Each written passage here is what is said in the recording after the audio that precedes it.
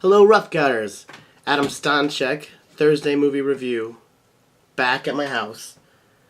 I still don't really have my voice, but I think this is going to be fun.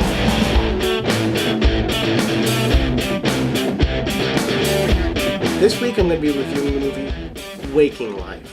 I don't know if you guys have heard about this movie before, but like when this came out, it was really cool. I really enjoyed it. It's kind of like an artsy-fartsy movie.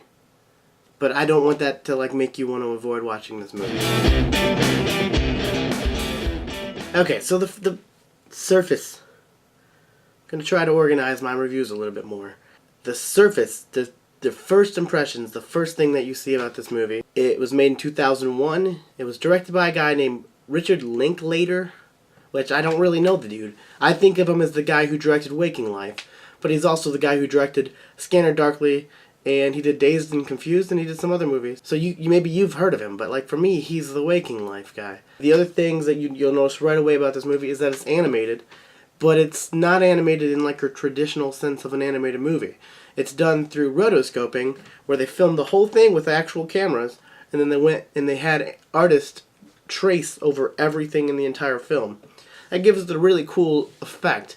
Now I know that sometimes you can see this kind of effect with like a webcam, but it's a lot different because everything looks photorealistic kind of, but then outlined in cartoony, almost like a caricature. But then also you'll see like the lines don't move quite right, like not like quite shaky, but just like things can kind of grow and change as they're sitting there. And also using that effect, they can add in extra weird things to it that weren't actually there, just by drawing something that wasn't actually there. But it's a really interesting effect. It's really, really good, and it's cool to watch, and just the effect alone will keep you watching the movie. The movie is really strange and maybe even hard to follow, but it's a story of just kind of a guy wandering through this world in kind of a dreamlike state. And he talks to like a bunch of experts about life, and it's really a great like philosophical movie. I think that just on the surface maybe you don't pick up on even a plot line, so on the surface this might just seem to be like a weird artsy film. But there is some story, and it's trippy. I guess that's the word that I always hear to describe it. Getting all the surface of the movie aside, when you get into the movie, it's really good conversations, really great situations, but it's like there's no action to the movie. It's no like the events of the movie are really nothing. You could probably just do the entire event plotline of the movie in 30 seconds or a minute and a half. But like the conversations and the thoughts of the movie they're so deep that it's the kind of thing that you can watch over and over again. It's entertaining, and it's also just really fascinating. And I feel like this is a good movie to watch with friends that you can then have an intelligent conversation with afterwards, because some of the thoughts in here and the philosophies in here are things that like maybe you've thought of or maybe you haven't thought about, and the conversations, they're just great, and I feel like it's just really mentally stimulating.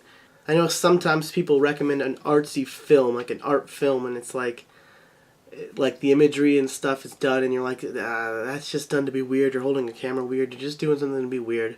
I don't feel like that Waking Life was made just to be weird. I feel like this movie is meant to have a good conversation, and the main subject line of the movie is dreams and dreaming state, and what's the difference between being asleep and being awake. And sometimes they just dabble around and they kind of talk about that subject, and sometimes they're more specifically actually straight up talking about the subject. But all these great conversations about like life and reality are just all fascinating. I feel like that in itself make this movie worth watching.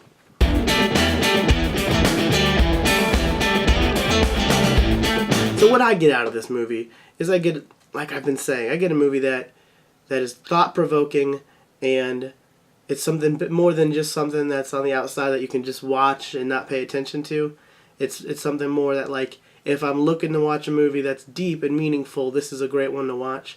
That's the main thing I take away from it. Yeah, but the takeaway of the movie, what you get from it is just a really good thought exercise.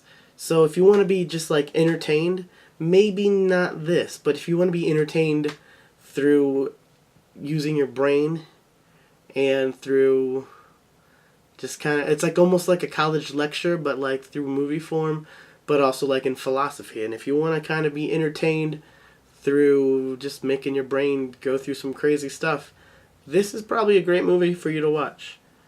I don't normally recommend like artsy movies, because though I can appreciate art, like just art for the sake of art, I typically want a little bit more substance to my movies. But this movie has it both. It's artsy, definitely artsy, but then it also has like the oomph behind it. So check it out. And hopefully by next week I will have more of a voice so I can entertain you guys even more.